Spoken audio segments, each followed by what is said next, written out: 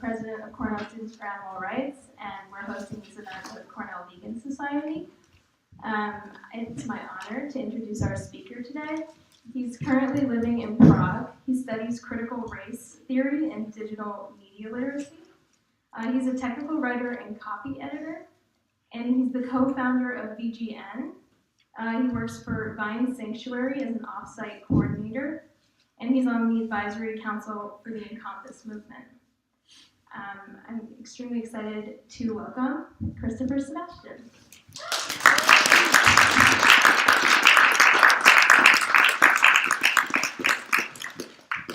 So super confident that I can't get my microphone to stay on me, right? Thank you, everybody, for that welcome. Thank you, Chloe, for introducing me. Let me see, where is...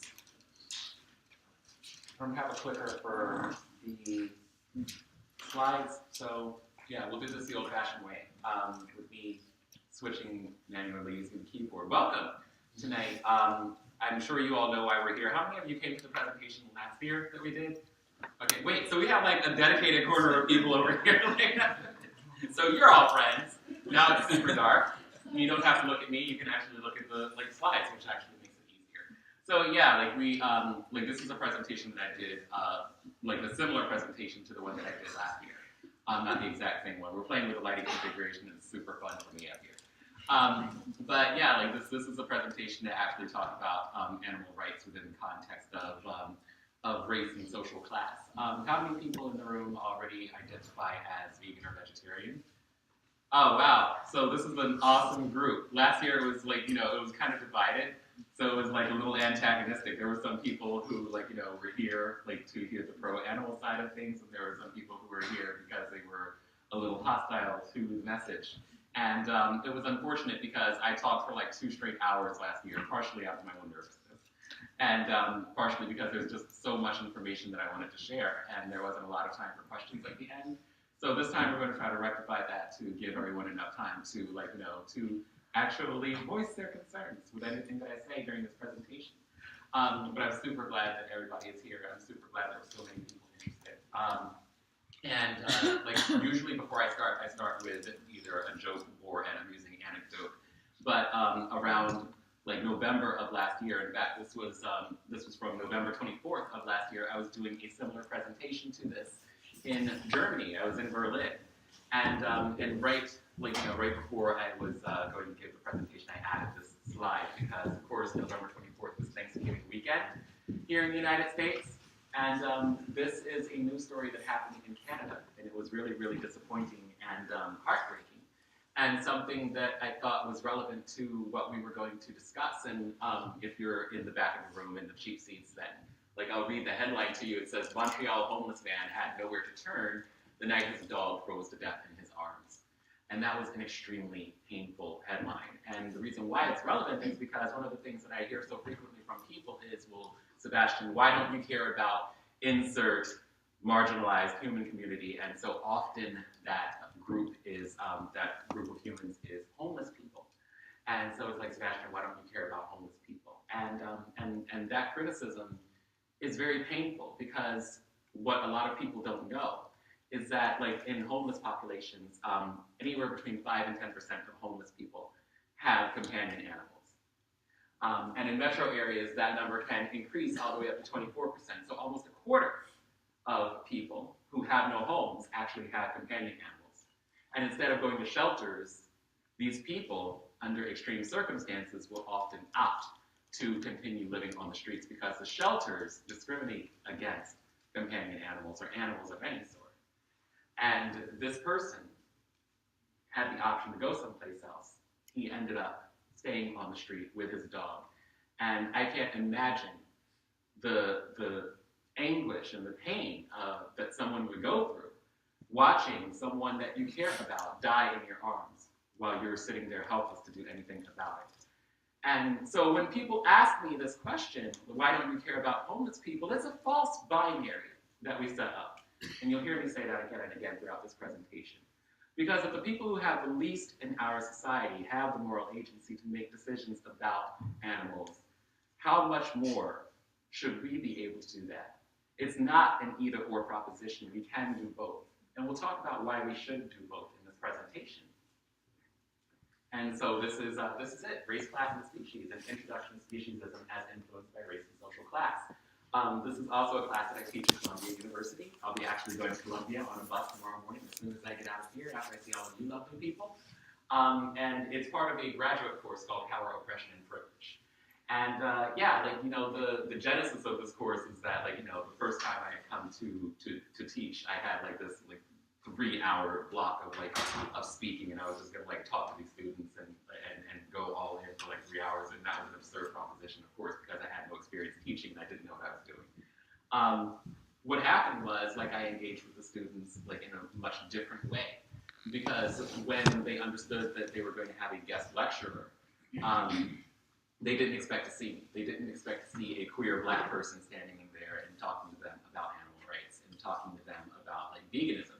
Because the image of veganism that we have in mainstream media is usually one of an attractive, young, white, female person who probably wears yoga pants and has a very dedicated relationship with kale.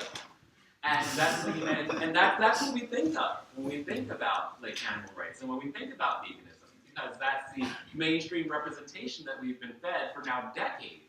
And so hearing a queer Black person actually offer a perspective about animal rights was just completely foreign to them. And that lack of representation is important. I've been to Columbia, I've been teaching there now for 4 years, and the first time I taught this class, I had a young Black woman come up to me and she said, "Thank you so much for talking to me about these things, because I never saw myself represented, and now I understand why this is important. Why it's important to engage with this for marginalized persons of all genders, of all species." And she took that to heart. And I'm glad of being able to have that experience with other people. And so just jumping right on in, a lot of what I talk about, a lot of the scholarship that I engage in is informed not just by feminism, but of Black feminism. And this is a quote from Angela Davis. How many people are familiar with Angela Davis? Oh, we got a good group. Angela Davis, who is also vegan. How many people knew that? Angela Davis is vegan. Yeah, she's very openly vegan too. In recent years, she talks more about it. Angela Davis, for those of you who don't know, is a famous civil rights activist and prison abolitionist. And she had written this quote: "Straight Black men and white women will always be the weakest links in the struggle for equality, because they view equality as achieving status with white men. The problem with that is that white men's status is contingent on the oppression of other people." It's a really powerful quote. And we'll talk about why that's important a little later on in the presentation. Another quote that I will give you is from feminist Bell Hooks. And she says, "The first act of violence that patriarchy demands of men is not violence toward women. Instead, patriarchy demands of all males that they engage in acts of psychic self-mutilation, that they kill off the emotional parts of themselves. If an individual is not successful in emotionally crippling himself, he can count on patriarchal men to enact rituals of power that will assault his self-esteem." So yeah, what we're talking about is patriarchy. How many people have heard us talking about patriarchy before? It's a very, some people regard patriarchy as a buzzword. It's oh, he's going to talk about patriarchy. Of course I'm going to talk about patriarchy. That's what I'm here to do. But Bell Hooks is very intentional about the way that she talks about patriarchy, and she doesn't just name it as a system unto itself. She's very specific about the type of patriarchy that it is. Bell Hooks calls it imperialist, white supremacist, cisgender, capitalist, heteropatriarchy. And that's a mouthful. I know that's really intimidating for people. And it's oh, here he goes with these buzzwords. And the scariest phrase of all, white supremacist. Jesus Christ, this person hates white people. I came all the way here to hear about how bad white people are. Because I'm a militant Black person, you'd be right in assuming so, because I am. But yeah, the first thing I definitely want to remind people as we're sitting here is that, when we talk about these institutions, like white supremacy, we're talking about them as institutions. We're talking about them as systems. And we're not talking about individual white people. So everybody can relax their buttholes instead of clenching them. We're this is an attack on white people. Because we're talking about patriarchy does not mean that it's an attack on men. If you see yourself reflected in some of the things that we talk about in this, in this conversation, then I invite you to sit in that discomfort. But that doesn't mean that we're talking specifically about you unless you are actively or even passively engaging in these things without trying to deconstruct them and take them down. But these are systems of power that are in place and that have been in place for centuries. So it's not our fault that they are here, but it is our responsibility to dismantle them. And so, yeah, this is an important phrase to remember. As a shorthand throughout this presentation, we're not going to talk about this whole thing. We'll just say the capitalist patriarchy. Because we don't have that kind of time, and I don't have that kind of stamina. But, in talking about our relationships with other animals and the way that white supremacy influences our relationships with other animals, I usually start in the 1600s, and people say, well, why, Sebastian? Why do you blame this on Europeans or white people? And why specifically during this time? Because this is a time during modern history when we started having very specific ideas about what it means to be human during the Enlightenment era of philosophy. And this is a quote from John Locke. John Locke, or I'll ask you to raise your hands all throughout this presentation, but are people familiar with John Locke? Because I want to know how much I should be explaining here. Okay, John Locke is a philosopher during the during the Enlightenment era. He's popular for a lot of things, but one of the things that he is popular for is talking about natural rights. And natural rights have been conferred to us by natural law, which has been conferred to us by God himself. And there are three natural rights that John Locke often talks about. And these are all mankind being all equal and independent. No one ought to harm another in his life and health usually regarded together, liberty, or possessions. These are your natural rights. The right to life and health, liberty, and possessions. You probably hear a variation of that in the Declaration of Independence. When we're talking about life, liberty, and the pursuit of happiness. And so when he's talking about this, that no man should be harmed in these things, what was going on concurrently at the same time? These are your rights as a human person. As a human person walking through this world. But if these are your rights as a human person, and around the same time there were people like me who were obviously not regarded as persons because we were harmed in precisely these things and so much more for 400 years. And so what we learn from this is that human is not just a biological classification. During the Enlightenment era, we're learning about what it means to be human as a political identity. And if someone is not regarded as, quote, human, then, on the converse of that, animal is adopted as a political identity as well. And that becomes a justification for treating someone with reckless abandon. And Locke isn't the only person who had these attitudes. These attitudes were shaped by several philosophers during that time. René Descartes maintained that animals cannot reason and do not feel pain. They're living organic creatures, but automata, like mechanical robots. Descartes held that only humans are conscious, have minds and souls, can learn and have language, and therefore only humans are deserving of compassion. Wow, what a damning phrase to actually hear. This is something that people thought, and this influenced the way that people conducted themselves in academic and scientific communities for centuries. And this has an impact on how we treat others today. If someone is regarded as an animal, physically or philosophically or politically, it enables us to enact all kinds of violence against them. And he's not the only person who had these attitudes. This is, of course, also talking racially. This also has to do with polygenesis. Polygenesis, or polygenism, is the theory of human origin that posits the view that human races are of different origins. This is a justification for the violence that is committed against other people, specifically against African people. We're so different. We're other animals. We're not human.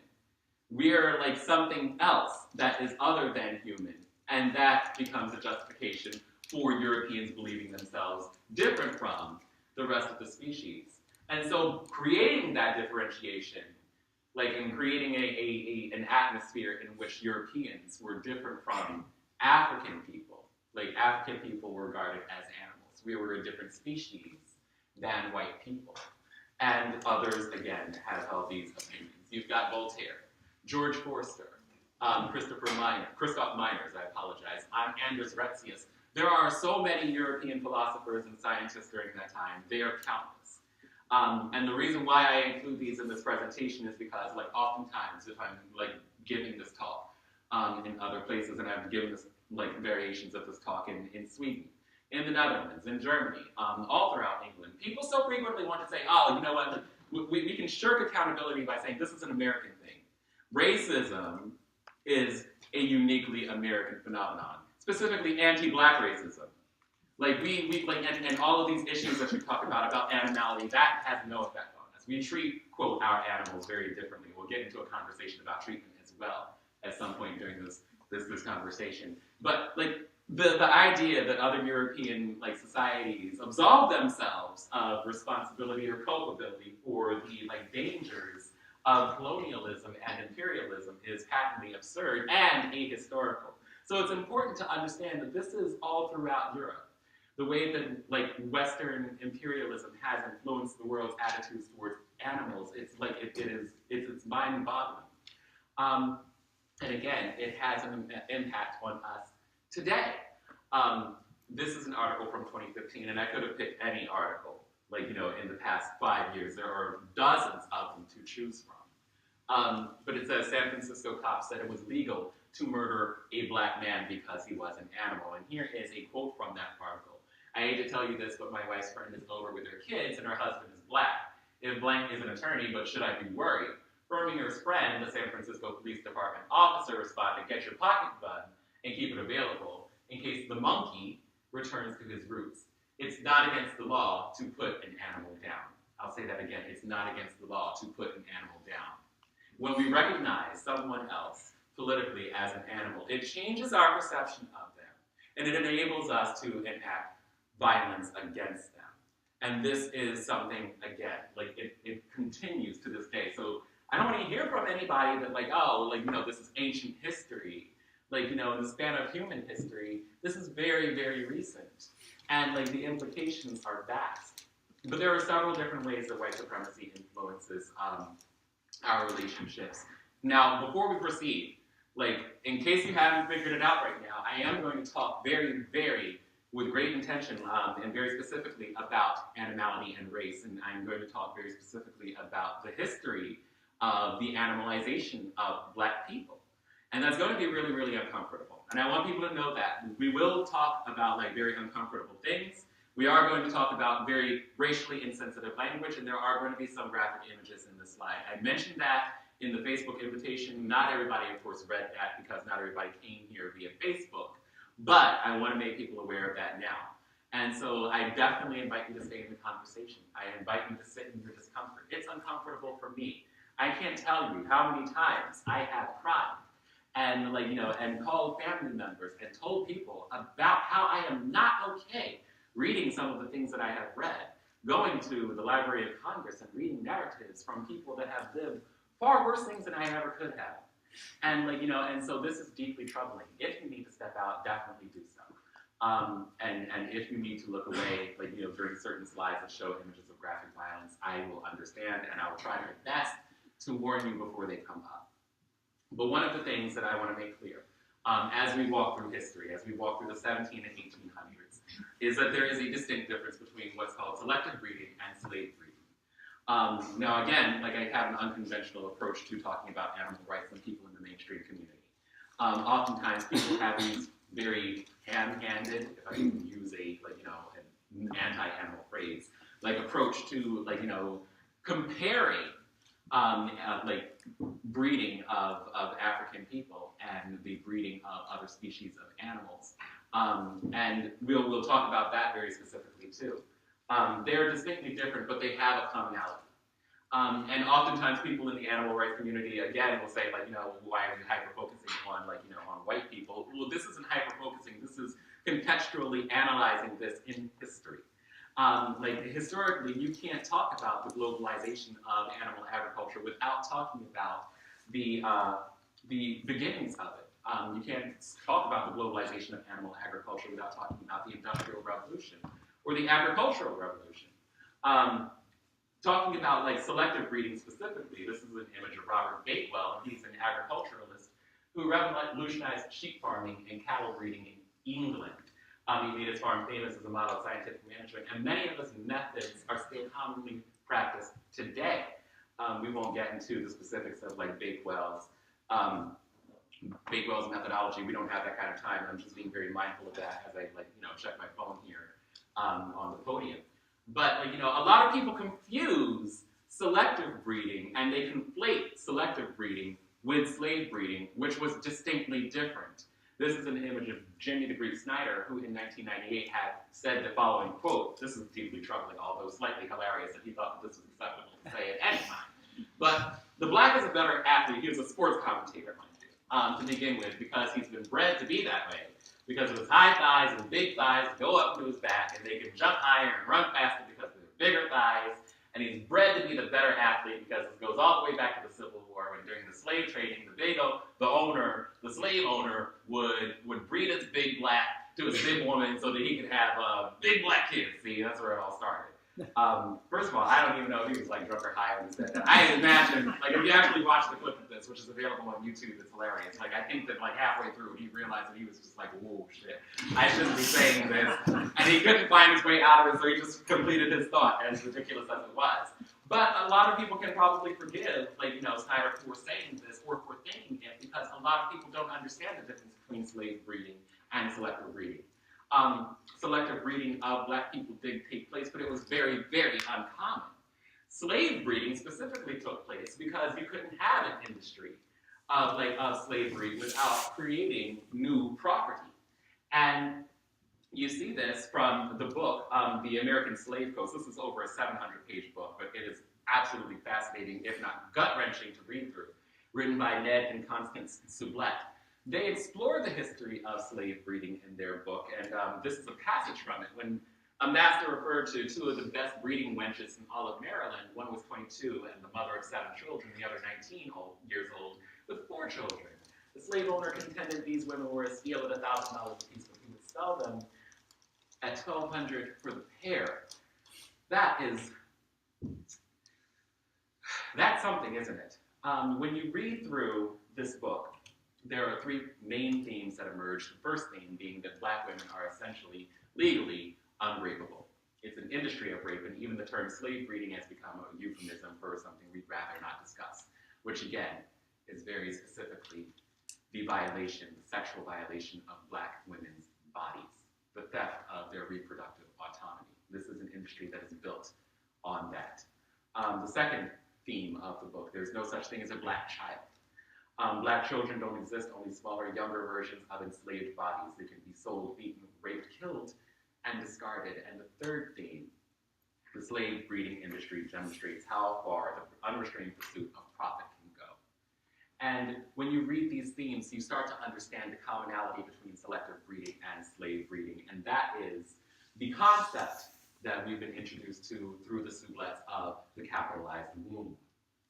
Regardless of what type of breeding it is, all of us were subject to the domination of white men, the power of the capitalist patriarchy.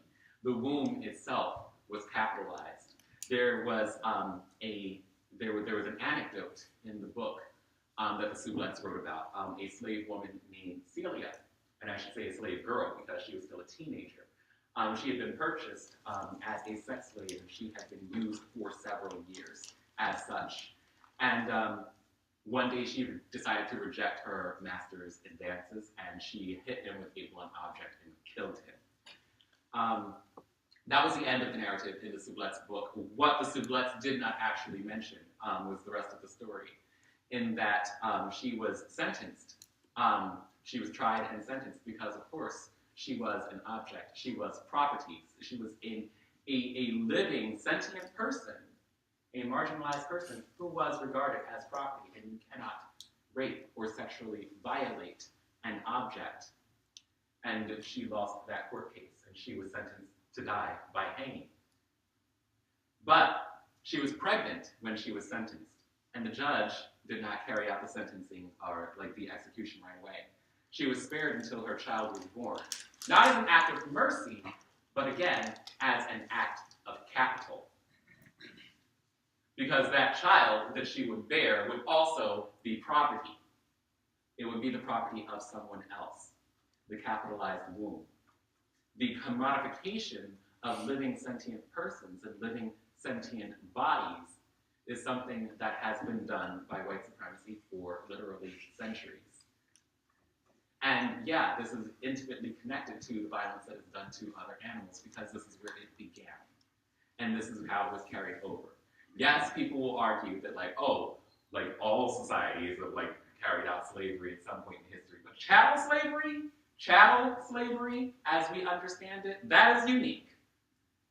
And this is an aspect of it. It is a grotesque aspect of it.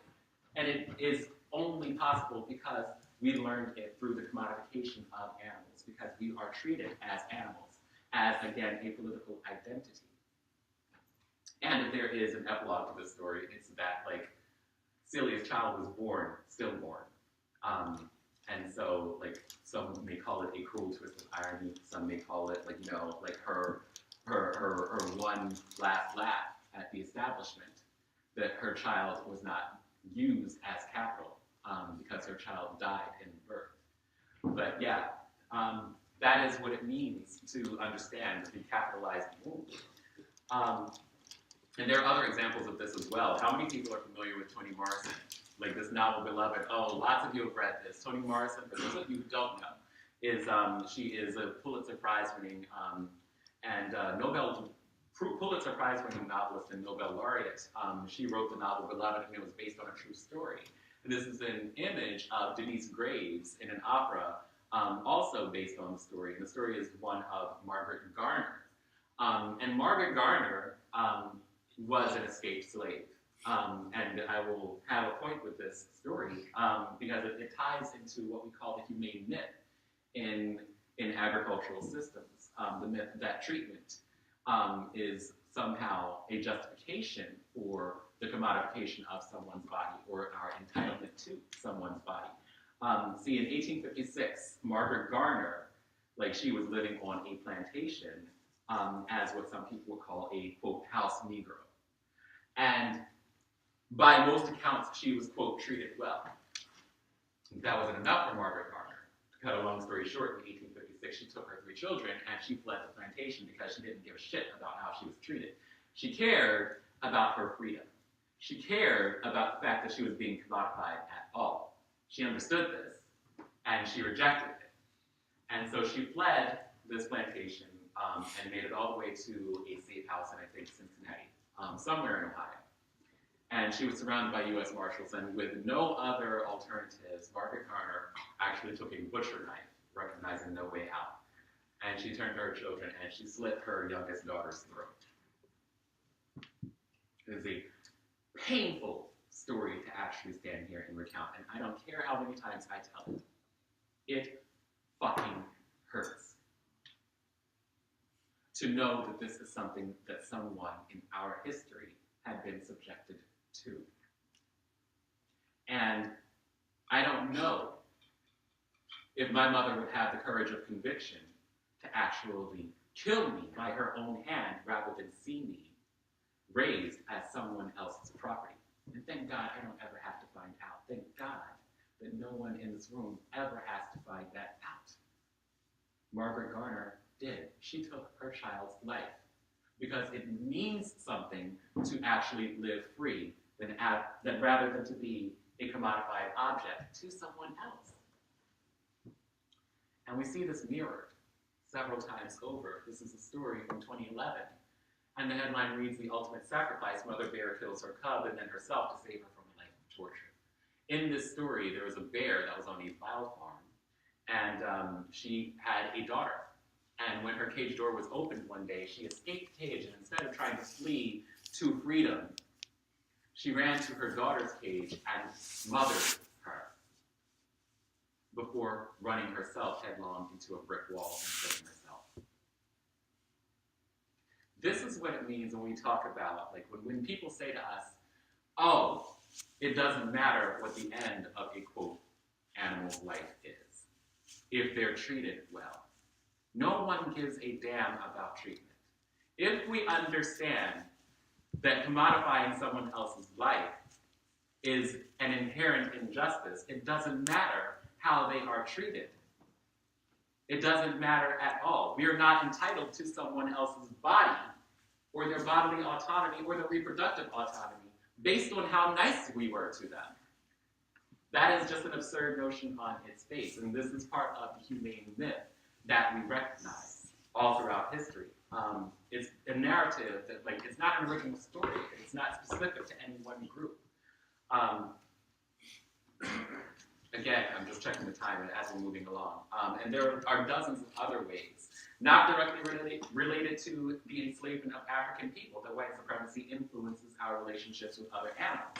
This is an excerpt from a piece in the LA Times in March of 2017, and it says, ensuring privacy at night was not just a health concern. It was a matter of defining proper whiteness or Europeanness. This is a piece that was written about why we make children sleep alone. And, like, hold on to your socks, because, like, no one would even think that, like, you know, that the reason why we oftentimes make children sleep alone goes back to 18th and 19th century logic. But yeah, while reformers endorsed solitary sleep as helpful and moral, they noted that savages slept collectively, and this practice was somehow to blame for underdevelopment of the non-Western world. Savages slept collectively. And it was the hallmark of proper, quote, whiteness and Europeanness. Once again, like, I'm not the person who's making these arguments. These are words that are written by white people. So people say, oh, Sebastian, you're attacking white people. No, so white people are attacking white people. I didn't write this. These are the words of actual white people that have been documented literally for decades. And this quote goes on, according to the physician William Whitty Hall, author of a popular 19th century sleep hygiene book, individuals in post-sleeping societies were like wolves, hogs, and vermin who huddle together, whereas in the civilized West, each child as it grows up has a separate apartment. This also gets really interesting right here. Where social sleeping persisted among white people, it was usually associated with poverty and considered a social ill, as in Jacob Riis's 1890, How the Other Half Lives. Once again, like, white supremacy also punishes white people. This isn't necessarily just about people of color. White supremacy punishes people of different social classes. The white supremacist capitalist patriarchy, as we describe it, is the system, is the institution that is responsible for a lot of our present-day thought. And yeah, like, if you don't subscribe to the ideology of the capitalist patriarchy, then you are somehow not properly white or not properly European. And notice the language that we use. Individuals in co-sleeping societies, again, people outside of the Western world, were like, quote, wolves, hogs, and vermin who huddle together. The animalization of people who are not properly white is very, very present in the language that we use. And it's repeated, like, over and over again. Like, not just animals, but extremely undesirable animals who huddle together. Anybody who does this who is not white or, like, who doesn't have money, they're somehow responsible for underdevelopment. And of course we know that this is not true. By contrast, as anthropologists Carol Worthman and Ryan Brown have argued, family structures in co-sleeping societies tend to be closer knit with a less intergenerational conflict. I won't read the rest of the quote here, but we know that that's absurd. Like, even though when I was a child, I was, like, completely traumatized by, like, you know, by solitary sleeping. I was one of the kids who screamed my head off, and, like, you know, and I had a conversation with my mother about this after I learned about it, and she was like, I didn't know what was going on, Sebastian. I did what Dr. Spock told me to do. I read all the books, and I thought it was the right thing. Yeah, one of the, like, primary functions of white supremacy and of the capitalist patriarchy is the destruction of the family. We see that in the, like, in the selective breeding of other species and in slave breeding. We see that repeated in, like, stories like that of Margaret Carter. We see that repeated over and over again in books like this. Like, the destruction of the family is one of the things that keeps the patriarchal institutions intact. And there are other ways that white supremacy influences us globally. Once again, not just in European society. How many people, who can name for me what the two main religions are in Japan? Shintoism, I heard that. Buddhism. And Buddhism. Shintoism and Buddhism. Gold star for you. Give this guy cookies after the presentation. Yeah, those are the two main religions in Japan. What a lot of people don't know is that, like, those two religions were largely vegetarian until, like, the 1860s. Now, if you weren't in the classroom yesterday when I was talking to Dr. Sherry's class, I don't want you to raise your hand, but does anybody know what happened in the 1860s that may have shifted Japanese culture? You again. Let's hear it. There were Europeans, actually I think it was Commodore Perry, who sailed into Japanese harbor and forced them to open up their ports to trade under threat of destroying one of their castles. Gold stars for you all the way around. You're like carrying the room tonight, sir. Yeah, European culture had been introduced, I should not say introduced, but forced into Japan. And there was the introduction of of European culture in a way that caused the Japanese people to eat very, very differently. And that's not the only thing that happened historically that influenced Japanese breaking with their cultural traditions. This is a book from Meat Cult by Marta Zaraska. The American occupation after the Second World War gave another powerful boost to the Japanese hunger for meat. The Japanese observed the war victors stuffing themselves with hamburgers, steaks, and bacon. So we can see that again, white supremacy has local effects that are extremely far-reaching, and that influences people in 100 different ways. Ways that we just don't usually or normally think about, from the ways that we sleep to the ways that we eat, even though the eating of animals is the primary way that we engage with other species on a daily basis. And we see the influence of that and how it still persists to today. Between 1970 and 2005, the total amount of beef consumed within the city of Tokyo increased by about 160%, and 90% for pork. That is from the United Nations in 2009. We're going to move through the commodification of black hair again because I want to be mindful of time. We have about 40 minutes left. We're going to move into a conversation about medical experimentation and vivisection. How many people in the room who did not attend the conference or did not attend this lecture before? Again, how many people are familiar with Dr. J. Marion Sims? What? We have just a small smattering of hands. This is going to be great. I love sharing brand new information. But Dr. Sims is largely credited as the father of modern gynecology. And he is the inventor of the vaginal speculum. Now, gentlemen, if you don't know what a vaginal speculum is, consider yourselves lucky. The ladies are probably just right about now. But yeah, this is a thing that he had done. What people don't know, or what we are not aware of, is that Dr. Sims was successful mostly because he had conducted his experiments primarily on black women and children. And the reason why he did that goes back to, once again, the Cartesian model of animality. Black people were less vulnerable to pain than our white counterparts, and so therefore, as experimental animals, that was a justification for him to experiment on us. Examples of experimentation on black bodies is persistent throughout the 20th century. Henrietta Lacks, who knows about her? A lot more people are raising your hands and nodding. The Tuskegee experiments, just popular examples of the use of black bodies, and the theft of bodily autonomy of black people as part of medical experimentation. But again, it is the animality and the animalization of black bodies that made this entirely possible, or presented us with a justification for doing it. Because once more, as long as someone is considered an animal, then it's okay to do whatever you want. And we see this in the book Medical Apartheid. This is a quote from the book. It says, "The future of the Negro lies more in the research laboratory than in the schools. When diseased, he should be registered and forced to take treatment before he offers his diseased mind and body on the altar of academic and professional education. It was cheaper to use niggers than cats because they were everywhere and cheap experimental animals," says neurosurgeon Harry Bailey at Tulane Medical School. In the 1960s. In the 1960s, he said this. I'll repeat that second phrase. It was cheaper to use niggers than cats because they were everywhere and cheap experimental animals.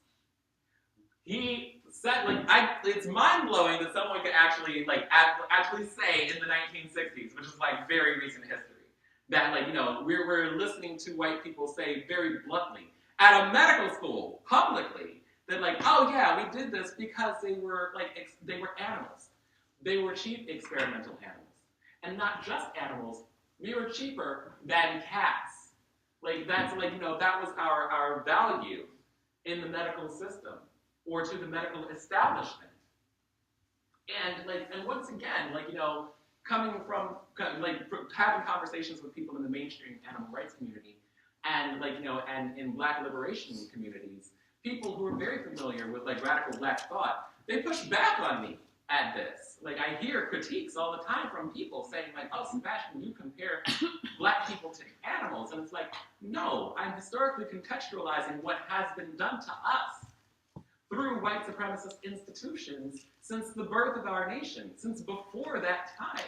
I'm actually teaching you about the words that white supremacist institutions have used. And also, I reject, once more, the false binary that is presented to us, that false binary that we talked about in the beginning of the presentation, that it's either one group or the other group, that you have homeless people on one side and animals on the other side, or you either care about Black people or you care about animals, and nary the twain shall meet.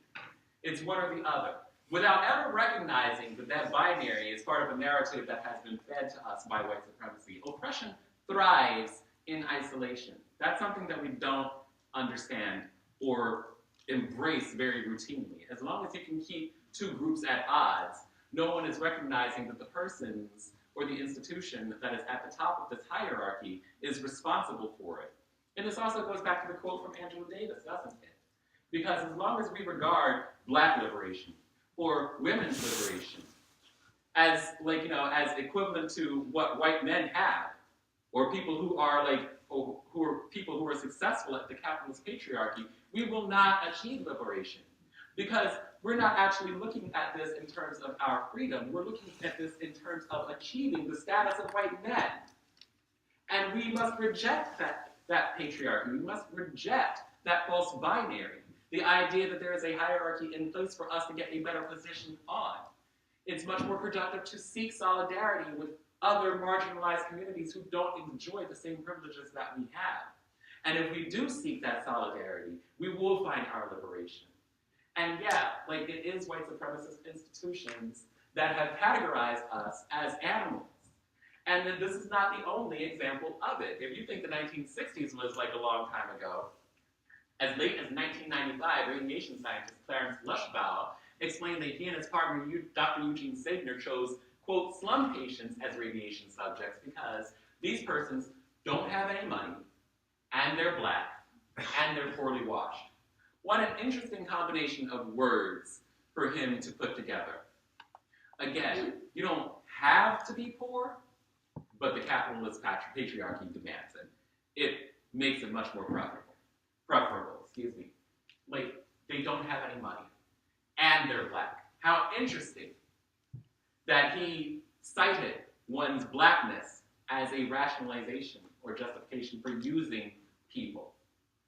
They didn't have any money, and they were Black, and they were poorly washed. That's as recently as 1995. We can find examples that go on and on and on to yesterday. But the animalization of someone, creating opportunities for the medical establishment to utilize them or to exploit them, is it's ever present. And yeah, so we do reject that. We will not get into the discussion about, well, we will talk very briefly about zoos. This is an image of Ota Benga. If anyone is unfamiliar with him, this is what people don't understand about zoos is that these are not educational endeavors. People think of zoos as oh, this is a part of conservation efforts. This is educational for children. This is the zoos are important for rehabilitation. I tell you what, you don't see at zoos almost ever. You don't see hurt animals. You don't see old animals. What you see are healthy animals. And if people tell you that zoos are about conservation, they're definitely wrong. Zoos, first of all, let's just be realistic here, over 100 species a day, and I did not misquote that, over 100 species per day go extinct as a result of human-caused activities. And so, if we're concerned about conservation, we would probably stop gentrifying the neighborhoods of other animals. We would probably stop colonizing them, but we do not. We set up zoos, which are forceful, that's wrongful incarceration of other species. And zoos are a product or a relic of colonialism and imperialism. And Otabenga, like, he was in the Bronx Zoo. This image was taken in 1906. He later killed himself in 1916, presumably because he was suffering from a specific type of psychosis known as zoochosis. And yeah, like, you know, people who have been living in environments like this, persons of any species that have been exploited by these systems, are prone to depression and, like, you know, and those tendencies. This is an image of a girl who was in a human zoo in Belgium as recently as 1958. So yeah, zoos are not about conservation. Like, emerging research indicates that zoos are not exactly educational for children. There's nothing that children can learn from a zoo that they can't learn from watching a Nat Geo or, like, you know, or a YouTube video. Zoos are effectively prisons. That's what they are. And, you know, that if people really want to learn about animals, I'm sure that, like, the folks who are part of Cornell Students for Animal Rights can direct you to animal sanctuaries that are probably not that far from here, where you can learn about all the animals that we want, who are themselves refugees from the animal agriculture establishment. We'll talk very briefly about dairy. This is actually an interesting slide right here. This is part of my presentation on media literacy for, digital media literacy for animal rights. This was from January of last year. A pensioner pushed his entire arm into a cow's rectum and masturbated. What a lovely story. And this is a quote from the story here. It says, a pensioner has been banned from every farm in Britain after he allegedly pushed his fist into a cow's rectum and performed a sex act. Now, mind you, the emphasis on the second part is mine, because I think that it is, like, you know, hilarious, right, like, terrible, that, like, he pushed his arm into a cow's rectum and performed a sex act, because that wasn't enough in and of itself. But also what's really interesting is that this journalist also unintentionally recognized this as a sexual violation. John Curnow, age 80, was found guilty of 2 counts of outraging public decency after he molested several cows on these 2 occasions. And again, like, it's funny that, like, we can recognize the victimhood of, like, you know, of other animals as sexual violence, or as victims of sexual violence when we want to. We see that this was an act of sexual violence because this was an individual person who pushed his arm into a cow and pushed his arm specifically into her anus. And he was doing it for the purposes of self-gratification. But when we do this on a grand scale, and we've got, like, 80 dairy farmers who are doing this to 80 cows, then it's an act of commerce and it's no longer a sexual violation. We grant and revoke victimhood to individuals when it is politically expedient, don't we? And this goes again back to what we were saying before about, like, you know, about the theft of reproductive autonomy and the theft of sexual autonomy of persons at various points in history. And the anecdotes and narratives that we've shared, like, you know, to this point are very real. Yeah, like, this cow, and the countless cows that are being violated are regarded as property. They are regarded as, we have previously said, unrapeable for that purpose. And it's not just cows. I think that it's really important that we recognize, and there are a couple of images that are coming up that are probably going to be a little bit difficult to look at, because for me, it's like, whoa. So I apologize, you just saw one of them, but, like, the next few slides are going to be images of sexual violence, because it is not just cows. I don't usually like to talk about, like, you know, like, about rape very specifically or intentionally in presentations, because it's not just that type of sexual violation. Where do we get sperm in order to forcibly impregnate other animals? We get it from these other animals here. We get it from, like, you know, from male bodies. And like, the variety of ways in which that is done. I was actually, I don't know where Chloe is, but, like, there you are. Like, we were having a conversation about this yesterday. Like, boy, oh boy, we could do a whole presentation alone about, like, you know, the industry that is set up around, like, you know, the bestiality like that people engage in as part of the establishment for, you know, for sexually violating animals. It's banana pants, I gotta tell you. We don't talk about, like, you know, the sexual violations that are independent of, like, forcibly impregnating animals. This is an image of a pig. Pigs are routinely, or male pigs, have their genitals cut off with scissors or with dull knives, and that is itself genital mutilation. We don't talk about it as that. And it's not just sexual violence, it's also reproductive violence that happens as well. And so, like, you know, by hyper-focusing on dairy cows and what happens to them and the forced impregnation of them, I feel like is a mistake, and that's a way that I, again, part from the mainstream animal rights movement, because I think that it undermines the argument that, like, sexual violence is not just limited to those animals. that sexual violence, you can't have this industry without, without sexual violence, because again, as the Sublette mentioned in their book, this is an industry that is built on sexual violence and sexual, and reproductive theft. And it is, and we don't want to minimize or trivialize the reproductive theft that happens to chickens or pigs or non-mammalian species. So, it's very broad. And this is just a slide from a story that was in 2013. There was a small community in the northeastern part of the United States with a, quote, happy farm. Once again, these happy farms where everybody's treated nicely, sing you to sleep, and rub your belly and put you through college, all of these wonderful things that they do on these farms. That's what they, because they're so nice, they're so kind, and and treatment is important. This is a happy farm. People were hearing these god-awful voices in their neighborhood, and so they called the police because they thought that somebody was being killed. And as it turns out, it was cows missing their children. This is a quote from another article, according to Newberry Police Sergeant Patty Fisher. The noises were coming from mother cows who were lamenting the separation from their calves. The separation of mother cows from their calves is a yearly occurrence, and a normal function of a working dairy farm. Happens every year at the same time. The last line, we've been informed that the cows are not in distress and that the noises are a normal part of farming practices. A normal part of farming practices. This is completely normal. It happens every year. Go back to sleep. The cows are not in distress.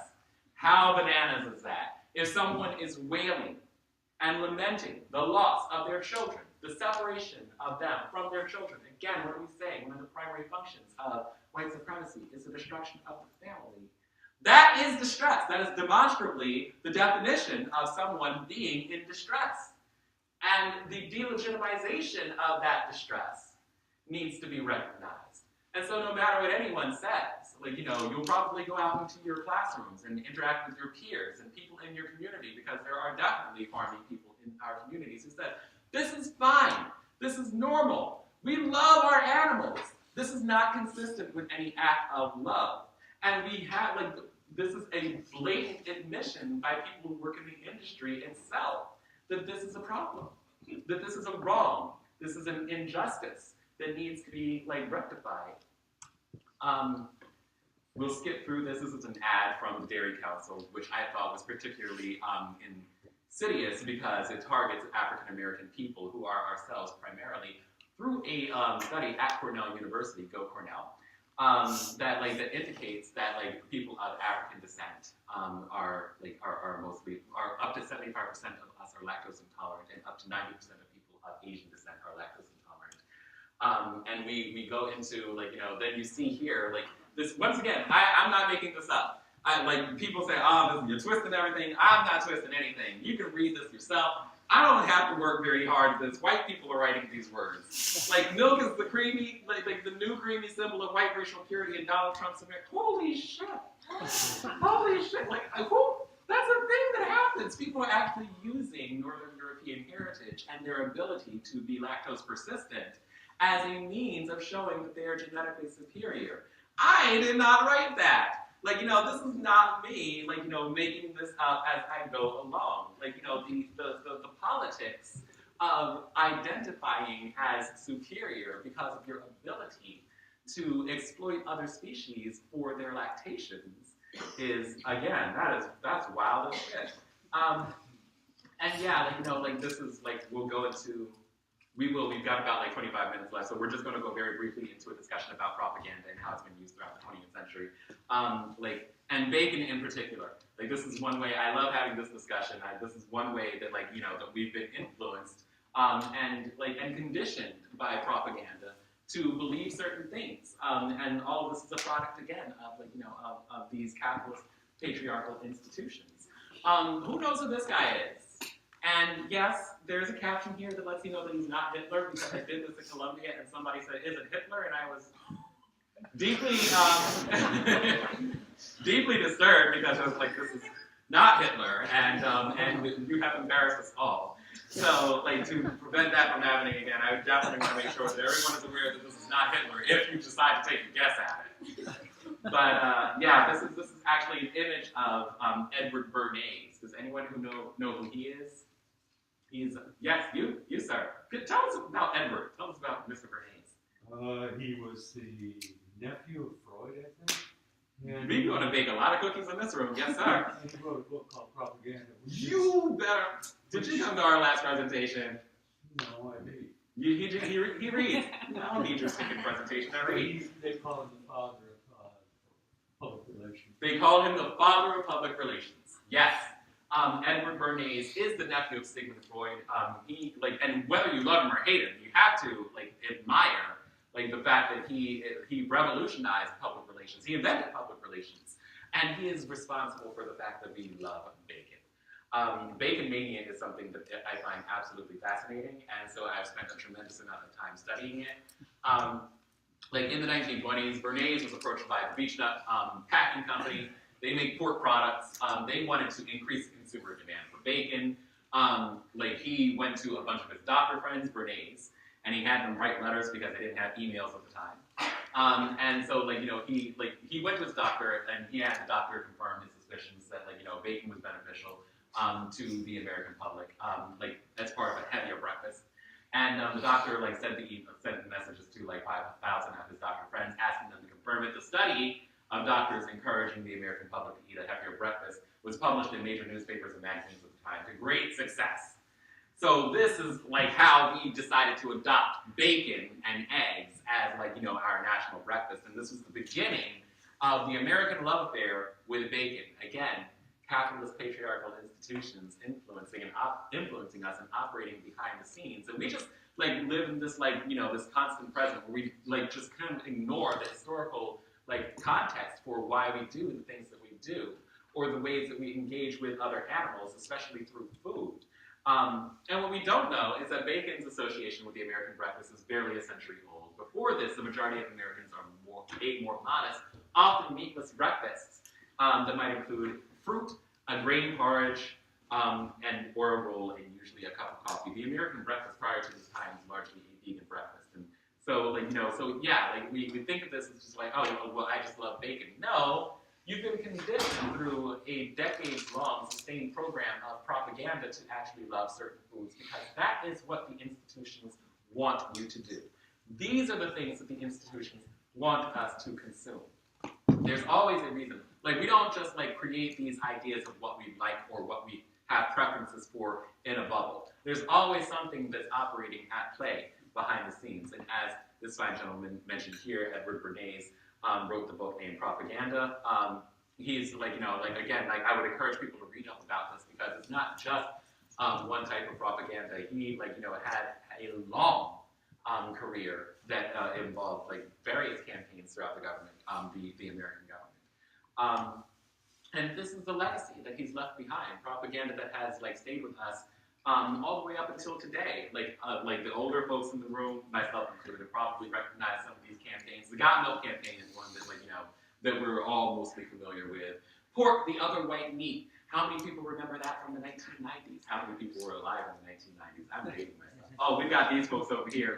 This is my corner. Y'all my people.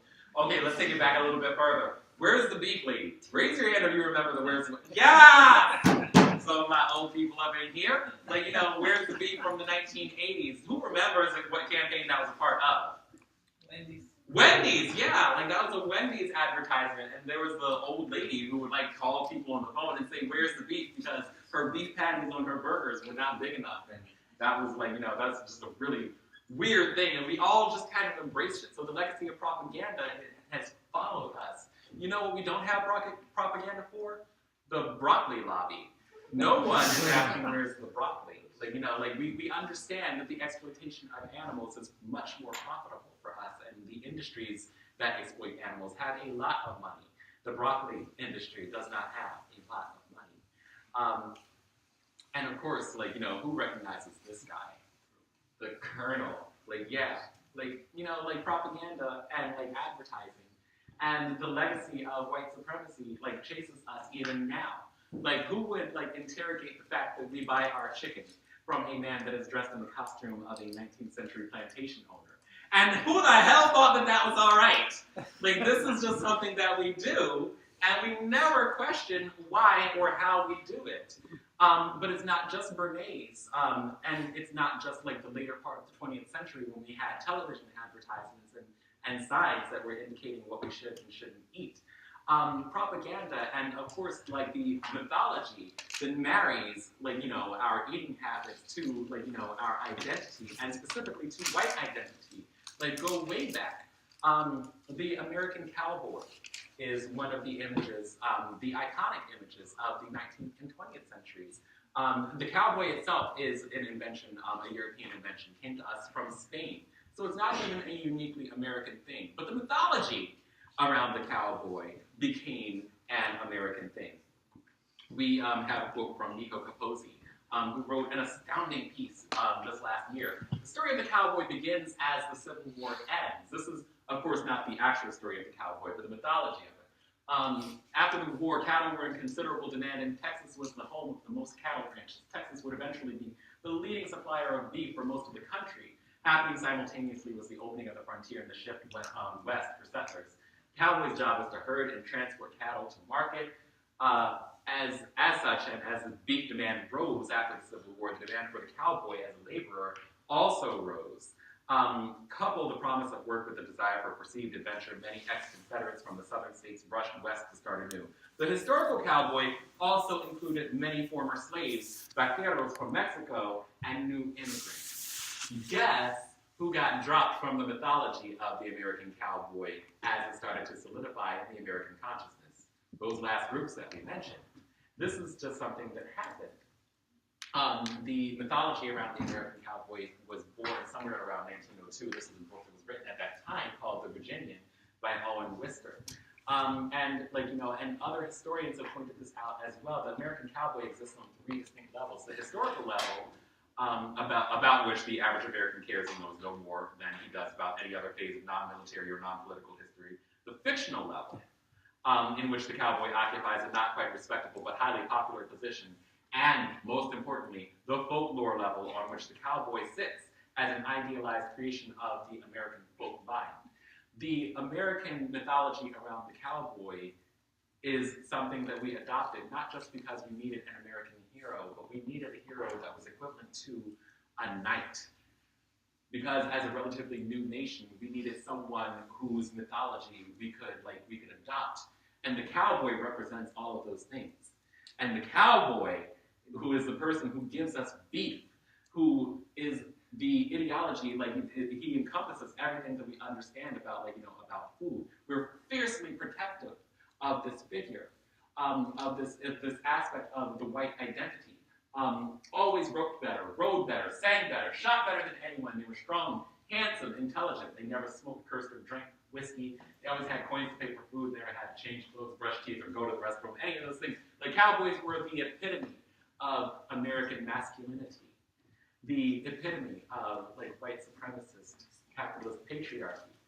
And beyond the cowboy, we also have identified the American farmer as a part of the American mythology. And again, when we're talking about farming, when we're talking about farmers, we're talking about a very specific person.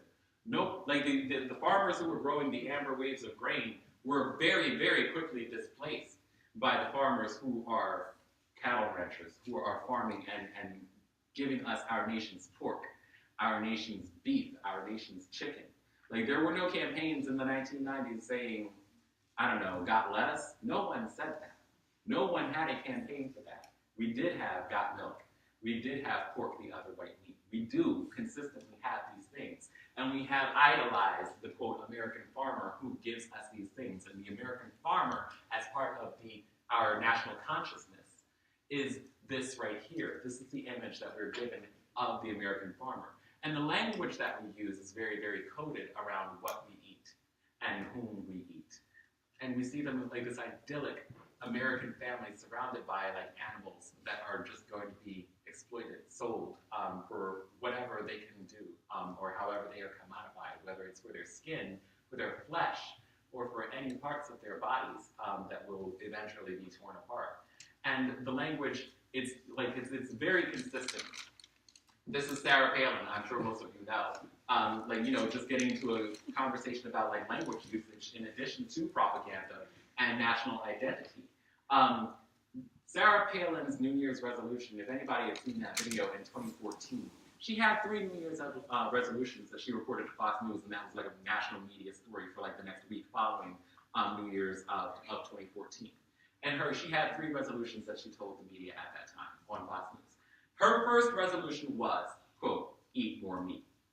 Who remembers that? Like Sarah Palin, yeah. Like there were a couple of people who actually paid attention to that.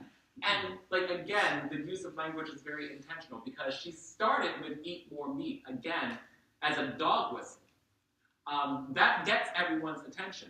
Eating animals, and specifically the commodification of animals, is very closely tied to white identity in the West, and specifically in America. And we know that American imperialism is like everywhere. It's global now. And so this is a way of like getting people rallied around, quote, white identity without actually saying it. Her first attention-getting resolution was eat more meat, and then she followed it up with make the American government as irrelevant to our lives as possible.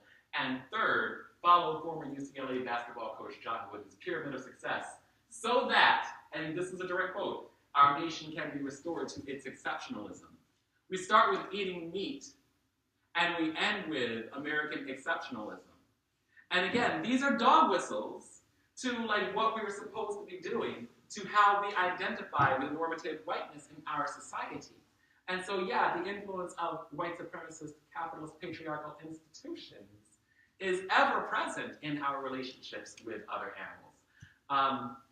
We've only got like 10 minutes left, so I'm going to like just roller skate through on the rest of this. This is a quote from Beef Magazine. And this is just one of many quotes that actually does, like, again, rely on the, like, you know, the rallying around the white identity through language that is indirect, through very coded language. The fight for the center of the dinner plate is on. If tofu, beans, and lentils become the number one, this was just from like last month, by the way. Like this is a very recent addition. And lentils become the number one recommendations of the plant-based protein substitutes to beef. Now we've not only failed our own industry, and this part is important, but we have failed the children, military, hospital patients, and nursing home residents. Oh my God, up will become down, black will become white, cats and dogs will be living together, it's going to be pandemonium.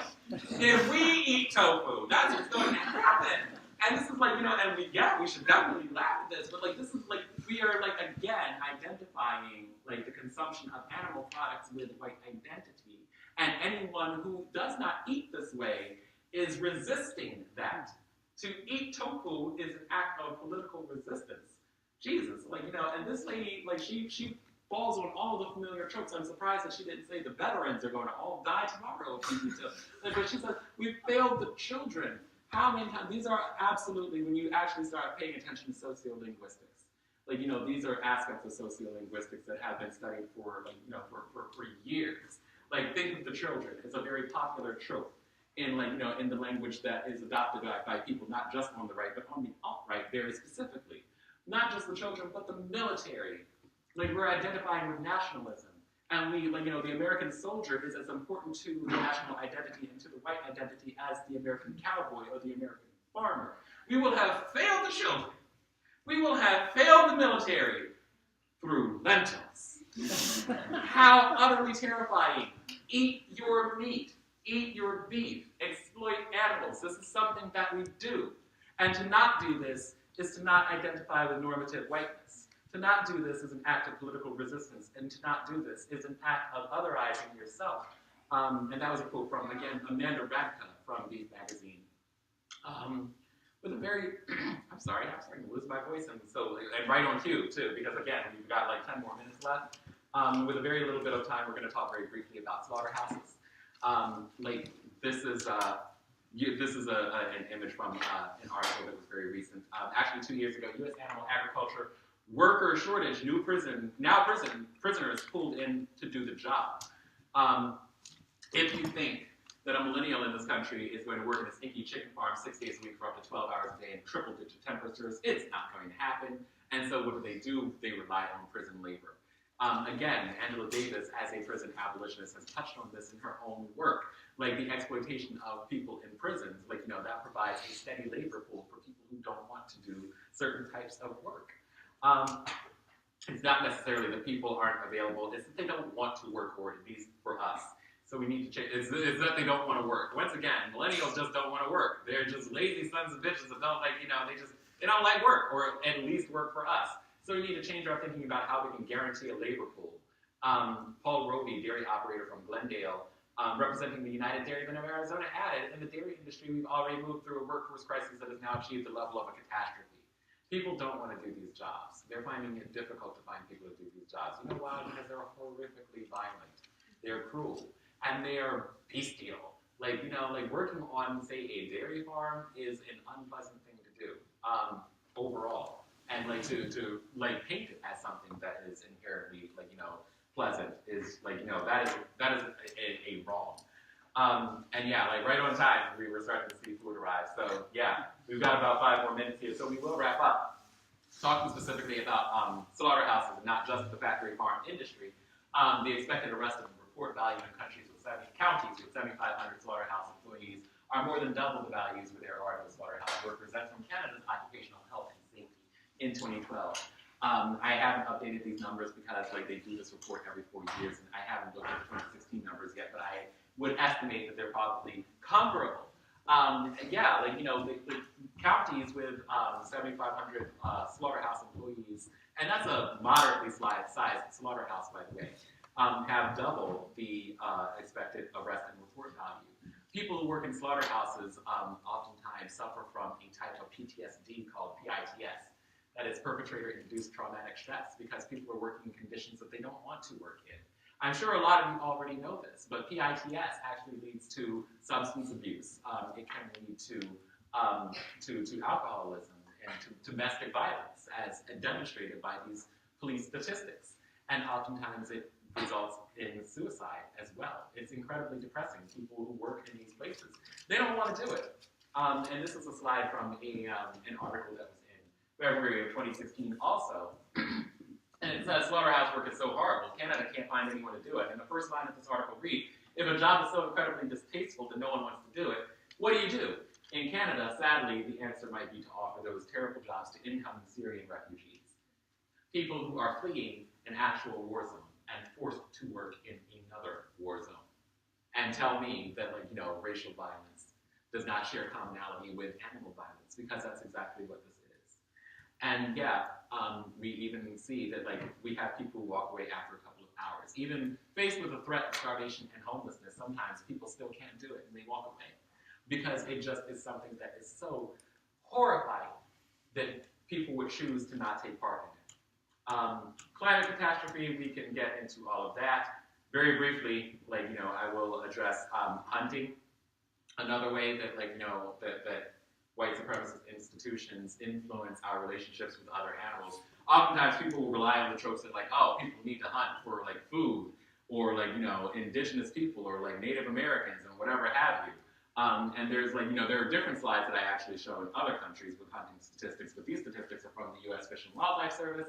According to the the USFWS, up to 94% of hunters are white, 2% are Hispanic, 2% are African American. Only a small portion identify as another racial or ethnic group. Hunters are statistically male, 89% to 11% female. So when people are talking about hunting and and the romanticization or fetishization of Native Americans or whatever have you, that's categorically untrue. These are statistics from as recently as 2016. I've worked with the U.S. Fish and Wildlife Service. I've worked with the Bureau of Land Management. They have very reliable statistics. And again, these are from government institutions. I'm not making this up. Hunters are white. Hunters are male. I am sorry, but that's the way that the facts pan out, regardless of how people want to paint it. Not, I'm guessing, some of the people in this room, but that's the way that it is. And so I'm not picking on white men. I'm just relying on factual information that indicates who all is doing the hunting. And it's an incredibly profitable industry, depending on what statistics you're looking at. Hunting nets as little as $23 billion annually, or as much as 38.3. Either way you shake it, that is a very large amount of money. So hunting is not the preferred activity of people who are living in abject poverty. It's not a noble hunter who is going out to shoot a deer because he can't afford to go to the grocery store. That's just not happening. Statistically, what is happening is that people are doing this as a recreational activity. And trophy hunting in particular, the average spending of trophy hunters, including game hunted and general spending in South Africa, amounted to $20,135 per person. This excludes the travel cost to South Africa of over $5,000. If this is multiplied by the number of respondents, and this is from studies that have been done actually in South Africa. The citation is at the bottom of this. If this is multiplied by the number of respondents to their study, it amounts to over $7 million. Once again, when you look outside of the United States at who is doing trophy hunting or recreational hunting, once more, the statistics indicate that these people are male, an average of 61 years old, because there are not millennials who are just going around with $50,000. If you had that kind of money, I guarantee you were paying those fucking student loans. I tell you what, that's what was happening. You were not using that money to go hunting. 41% of respondents obtained a diploma or degree, followed by 30% who obtained postgraduate degrees, so educated people. Respondents from the USA formed the majority of the sample, with 86%, followed by 6% from Canada and 2% from South Africa. Most of the people, interestingly, once again, who hunt or who engage in trophy hunting are white and American. Again, the onslaught of American imperialism. Other countries, the minority countries, were European countries. We'll just wrap up right here. Like I said, I'm out of time, and I want to make sure that everyone is aware of other events that are coming up. Chloe gave me 2 more slides to present. This is a screening of The Invisible Vegan that's going to happen on Thursday, March 21st, 6 p.m., Claremont Auditorium. Did I pronounce that right? Claremont? Is that? You all go to the school. Can someone tell me if I'm messing this up? Anyway, it's at the auditorium. And Dr. Milton Mills. I know Dr. Milton. I actually saw him in Dublin in September. We both were presenting at an event there. He'll be here Monday, March 11th. So, obviously, I mixed these slides up and I added them to my presentation. He's coming first on March 11th. He is obviously vegan. He is hilarious and quite politically incorrect. So make sure that you're prepared for some of his more colorful things that he might say. I just remember that when I conducted an interview with him for a book, one of the things that he had said is that veganism is like sex. If you are not enjoying it, then you're not doing it right. And as brown as I am, it still colored my face. And I actually had been featured in the documentary, The Invisible Vegan. Jasmine had flown out very generously to Prague, where I live, and spent 5 days with me. And she is a fantastic person. The documentary is fantastic. I encourage everyone to attend that, and that will be on the 21st. And just because, I like to pimp myself, if you all have enjoyed this presentation and you're not following VGN on Facebook, I'm one of the co-founders of VGN. There are lots of vegan-centric news media outlets, or lots of parts of the vegan media apparatus. We are not that serious. VGN, we consider ourselves to be the John Olivers and Trevor Noahs of the vegan media apparatus. So we have vegan news for petty people. We have a podcast that comes out every week. If you like this presentation, if you got any value out of it, pull out your cell phone, find us on Facebook, and give us holy shit, some of you are doing that right now. I like you. You all are fantastic. You've been amazing. Thank you for listening to me for the past 90 minutes in this really warm room. If you've got questions, talk to me. If you don't have questions, they brought food, and it's in the back of the room. Thank you again so much for coming out.